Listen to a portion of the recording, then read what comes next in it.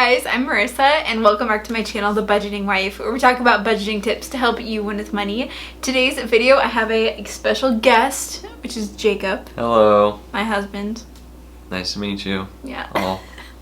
So I put out a request on Instagram asking for any questions that you may have related to marriage and money, and so we got a few great questions from you guys, so we're going to sit down and answer them. Jacob, how long have we been married?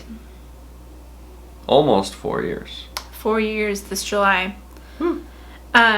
Also, if you are new to my channel and not yet subscribed, I'd love to have you as part of my YouTube family, so you can scroll down and hit that subscribe button and turn the bell on. Turn the bell on so you won't miss a new video. Okay, let's see these questions we got.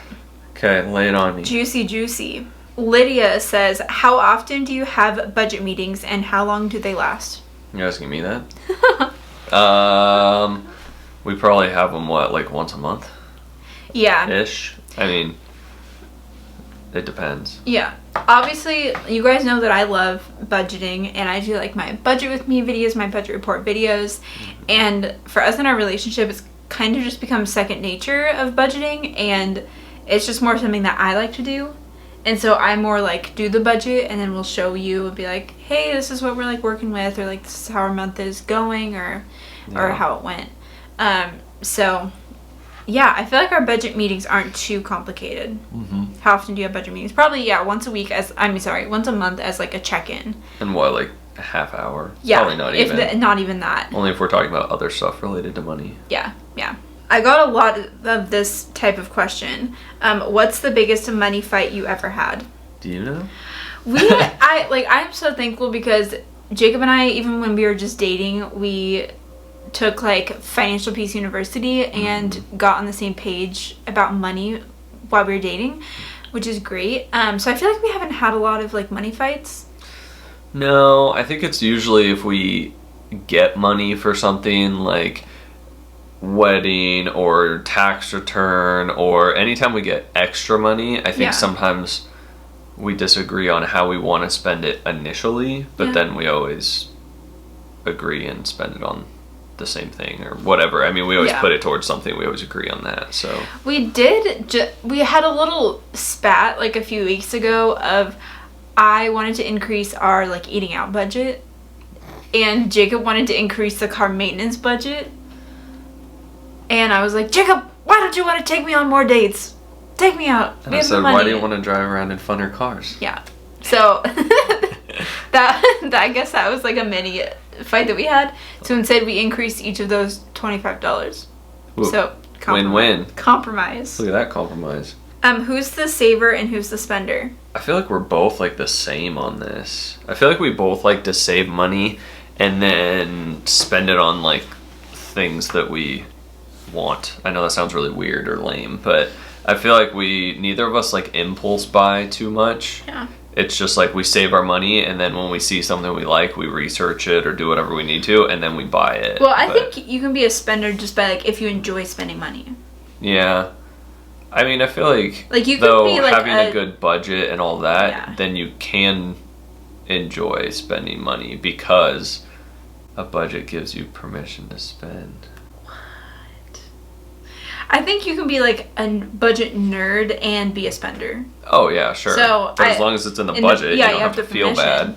So I guess that's the difference. As a spender, I feel like usually has a bad connotation, but as long as you have a budget and you have the money and you're also funding the things you need to be, then there's nothing wrong with being a spender. Yeah. But I feel like for the two of us, like I have spent a lot of money on just things that I wanted, bigger things, but I always plan it and research it and save and do all that and then buy them. So yeah.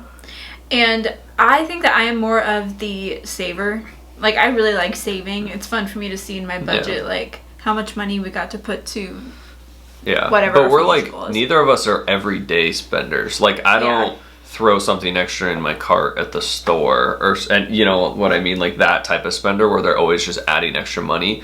Like, I literally won't even go to the Dollar Tree and get something even if I feel like it, because I'm like, I don't need to spend that money. Yeah. So yeah, I guess in that regards, I'm definitely a saver. Yeah. How did you begin to work together with finances while dating without joint accounts? Probably once we were engaged, right? Yeah, I guess like a little backstory to that. Jacob and I, we did not merge our finances until we were married. So like right after we got back from our honeymoon is when we went to the bank and we set up our joint banking account. So we kept everything separate before we got married. But I think we were just like open about our money, like open about talking about it. Yeah. While we were dating. Well, I don't really remember dating talks that much. I feel like it was engaged talks. Yeah. More, and then obviously as we got closer, it was like, okay, we need to figure out where are we going to keep our money, like, you know, what bank or credit union or whatever, and we talked about all that stuff. But I feel like some of it, I mean, almost didn't come until we were married, and we are like, oh man, we got to figure this out. Not that we didn't have a good idea, we weren't just spending money or anything, but we were literally spending no money. Yeah, well, I think that was just so much of our season of life. Like, I was 20 and Jacob was 23 when we got married, and it was right out of college. So, like, our money talks while we were dating, we just didn't have money, and we had student loans. Yeah, it was like, how much can we pay off our student loans? We should be paying more to our student loans. Why aren't we paying off our student loans? Yeah, and so, like I said, we got to take Financial Peace University when we were in college together, so I think that was a great help. That and helped a lot. Like, we were both on the same track of, like, oh, we want to pay off our debts. So, does that answer that question? Yes. Yeah. How did you plan a wedding? What was your budget? So our wedding, we spent a total of like $10,000 on our wedding. Did we? Between everything. So, like, my parents paid for a majority, and then Jacob's parents also chipped in on some things as well, which is really nice. So we're very thankful that our parents, you know, were able to do that for us. But my mom had also said, like, whatever you don't spend, you get to keep. So I was like, okay. Kind of an incentive to be more budget friendly. Yeah. So we definitely did not go over that. But we spent our budget, which I did a video actually sharing our wedding budget. So I'll go ahead and leave a link to that video. And it's up above in the card. Yeah. In the description. But we decided to spend money where was most important to us. And so, like, I'd gone to weddings before, and I don't remember, like, what the centerpiece looked like, or, like, I don't know, other things like that. Or, just like, the little floral decorations. Yeah, but the things I remember, like, oh, they got married, maybe I'll remember the food, or the dress, or, like, the atmosphere, the dancing. So I wanted to spend money on those sorts of things. So we kept a lot of other things simple so that we could spend money on, like, a good photographer and, like, a venue and that kind of stuff. Yeah. Yeah. You have a crazy eyebrow. You still have that thing on your face. Oh, no. Still there. Did you get it? Got it. Ugh, Nailed it. Do you have any other input into wedding planning? Not even in the slightest. Great. Did your wedding add to your overall debt? No. No. Because our parents paid for it. We made money. Yeah. How did you share your overall financial situation with your significant other for the first time? I mean, that was an easy one because we met in college, and so we were both like, gotta pay off my student loans. Yeah, me too. Oh, how much do you have? Oh, how much do you have? I mean, pretty simple conversation when you're going to the same school in the same general life place. And neither of us had, like, real jobs at that point either. Yeah. So, I mean, we were just, like, committed to each other of, like, you have debt and no jobs. Yeah. True love, I guess. Yeah. Okay, this is an interesting one. How do you do joint finance? Do you split everything, rent, bills, 50-50? So... No. So I know a lot of people who are either married or live with their significant other will split bills based on, like, a proportion of, like, if I made $40,000 and Jacob made $60,000, then I would pay 40% of all the bills, kind of thing. So some people, that's what a lot of people do. Interesting. But that's not what we do. Our money just all gets pooled into checking, and we just pay bills because it's all our money and not individual money. So we pool it all in the bathtub and we swim in it every night. Stop. Okay. But yeah, so we keep all our money as a joint household income, and we just budget off of the total money that we receive as a household instead of person to person, if that makes sense. We are one. What do you do when you disagree on something in your budget? Marissa just makes the decision. We'll go with what she says. Do we ever well, we don't really disagree on stuff in the budget. No, not really. No. Because you're in control. What? Stop. Stop. It's not true. Is he as passionate about budgeting as you? No one's as passionate about budgeting as Marissa. Do you like budgeting? Yeah, I mean, I think it's definitely important. I mean, if you just didn't know where your money was going, that wouldn't be very good. So I definitely think it is important. I mean, when I was on my own, when I got my first job out of college while we were still dating, soon to be engaged, I didn't keep a budget per se, but I knew what was in my bank account and I knew how much student loans I had. So that is basically what I did, was paid for the things I needed to pay for and put a bunch to student loans, and that was kind of it. But it took me being there to start a budget, huh? Yep. Yeah. When did you become interested in finances? When we had a lot of debt and needed to pay it off. Yeah. I know I share about this, but I don't think that I would have like my YouTube channel, my blog, like be where I am now if I hadn't had all the student loan debt. I probably wouldn't be as interested in it. So it took something as like crazy as having $80,000 of loans to like get excited about budgeting, or like, no, this is what we need to do. And then I just noticed that we were living our lives a lot differently than others. And so then it just became something like that I was passionate about sharing. So yeah, if we wouldn't have been in debt, I don't know if I would be as passionate about it. I remember when I was in like high school and my mom would, I had like my high school job, and my mom was always like, you need to be tracking your paycheck and like looking at your hours and like checking your expenses. And I was like, that's fine. But now I'm like all into the details. So yeah, and I was a huge saver in high school. Yeah. I basically saved everything. Do you set any ground rules with money and budgeting? Isn't that what the budget is? Ground rules? Well, like some people will say like if a purchase is over $100, like you need to call your spouse first. No. I mean, I don't think we have anything written in stone, but I think if one of us is thinking about getting something, we always talk to the other one. I mean, even if it's in our own personal budget, we still mention it. It's not like some crazy expensive thing shows up. Even if the other person doesn't care, right? It's like you still say, hey, I'm thinking about buying this. And you know, like I just did that a few months ago with Marissa. It was like, hey, I've been saving my money. I want to buy this thing. And she was like, well, you have the money in your budget, or you will in like a month or whatever it is. And so it's like we talk about it. But I mean, she doesn't necessarily care. Yeah. I mean, there's been a few times where Marissa wanted to buy something and I was like, well, is that really what you want? Or how much research have we done to make sure you're getting the best one or best quality? You know, we've done a lot of that with her business and just cameras and equipment and everything around it.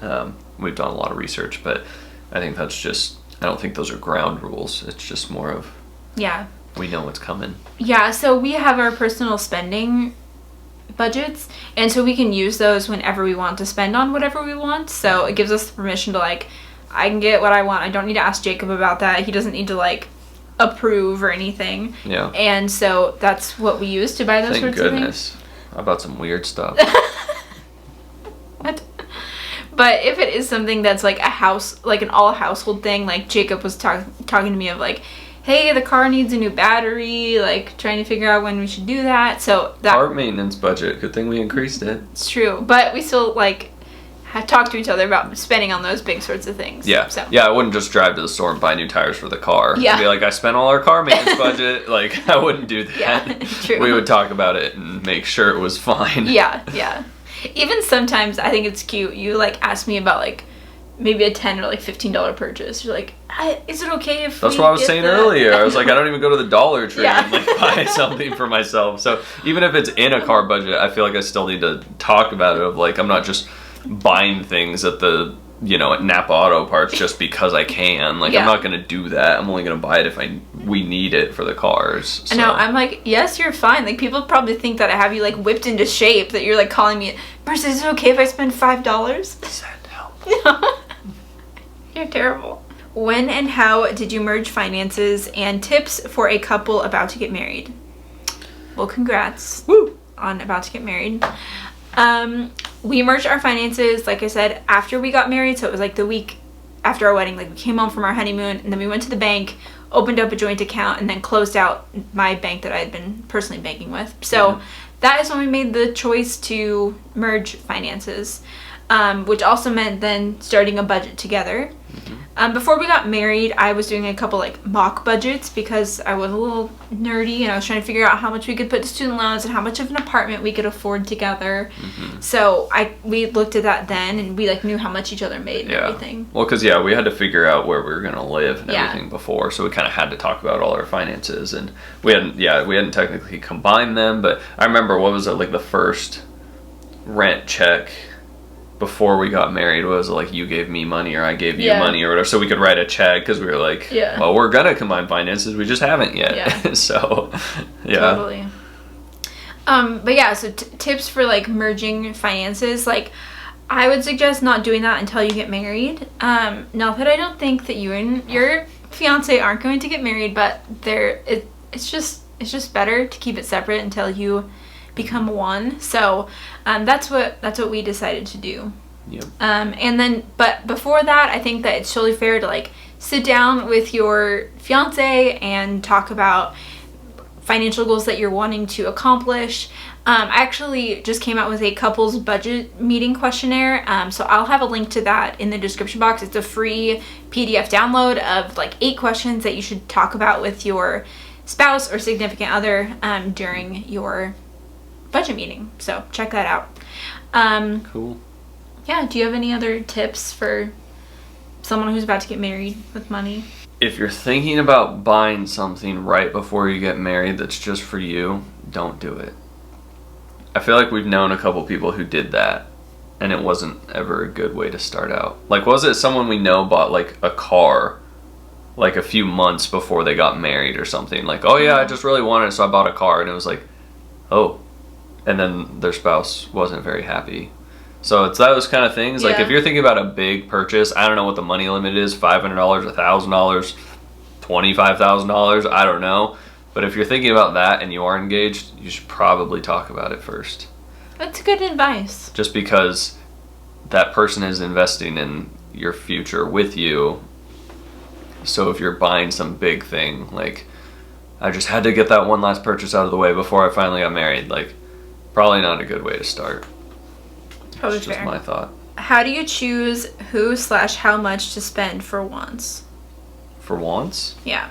I mean, that was just something, like, if we're just talking about our personal budget, that was just something we talked about while we were paying off debt. We were like, we don't even know if we can have a personal budget, but we were like, but we have to, because that's good for us, obviously. And so we just kind of decided on how much, and, you know, like you said, within a month or two, if it's you're not using it or you're just like hitting it every time, either that's a good restraint to have, or you can talk about it and be like, wow, we really can't enjoy that. And so, like, if you gave yourselves $10 a month, I don't know what you're gonna buy with that, but it's not a lot. when we first got married, we each got $25 a month for spending money. Yeah, and that was hard. That was hard to start, because it was like, if I spend it on one thing, right? Like, if I buy one little thing even, I can't buy anything else the whole month, right? It's like, even like a t-shirt or something, you're like, I couldn't buy anything else the whole month. And so that was hard, but it almost makes you budget your own personal budget, and be like, okay, what is really valuable to me? If I save it and now I have $50 next month combined, can I buy something else? And so, you know, it really was about that. And I feel like that's, even though we've increased our budget since, I feel like that's kind of a trend that's grown and continued. Yeah, so right now we each get $100 a month for personal spending money, and we keep it in like a sinking fund so we can either spend it that month or we can save it for a bigger purchase later. So like this last week, I actually just bought myself a pair of AirPods. It was like $140. And again, that was such a want, and I wouldn't have gotten that when we were on our debt-free journey, but since I like had the money in my personal spending fund and I wanted headphones, I was like, no, I'm gonna get this. Like, again, a budget gives you permission to spend, and so having the money like set aside for the purpose of just spending on something fun, like, allowed me to be able to pick that up. So include it in your budget. I did that with my last budget. With your last budget? Like, my personal, I saved it for a long time. Yeah. Spent a lot. Yeah. Got a lot of questions about money fights. Why? I don't know. People think we fight. People want us to spill the tea. The tea? Yes. What's the tea? Have you never heard that? You've never heard that saying? No. Just like Spill the tea. That doesn't make any sense. Are you serious? Spill the tea? Jacob, you are 27 years old and I've you've never like, heard spill the tea. Spill the deets, like the details. No, spill the tea, like the drama, like. But why is tea equal drama? Are you talking about like an overfilled cup of tea that spills? Jacob, that's the saying. Spill the tea. No, it's spill the deets. No. Give me the details about the drama. No, that's not it. Spill the tea. Urban Dictionary, click on it. When someone tells an especially juicy bit of gossip. Yeah, but why tea? Jake, that's... Oh, I don't know, You've never heard spill the tea? Spill the deets. I guess I'm younger than you. Details. Not Oh tea, my spill the gosh. truth. That doesn't make any sense. Oh my gosh. Because gossip half the time isn't truth. So that doesn't make any sense because it's not necessarily truth they're spilling. They're spilling the gossip that they heard. So spill the details about what you know, not what's true, what you've heard. That's what gossip is. Most of the time it's not true. It's ridiculous. Okay. If anything, Anyway. don't cry over spilt milk. That's a beverage you can spill, but you shouldn't. Okay. Well, I hope that we were able to spill some tea for you guys today, maybe. Can I sit up straight now? Are you slouched? Sit up straight. Let's see how tall you actually are. Oh, you're out of frame. Barely. Okay. Your head That feels looks better. so much smaller than mine. My head is so much smaller than yours. It's true. Okay, well, that's all that we have today. So thank you guys for hanging out with us and joining us on this marriage and money Q&A. If you enjoyed this video, go ahead and give it a thumbs up. And also don't forget to subscribe to my channel for more videos. And leave us a comment down below. Let me know if you have any other money, marriage questions, or if you want to see Jacob in another video. Guess what I spent so much money on? No, stop. In the comments. You'll In get the- more comments that way. It's good. Okay, and we'll see you guys in the next video. Bye.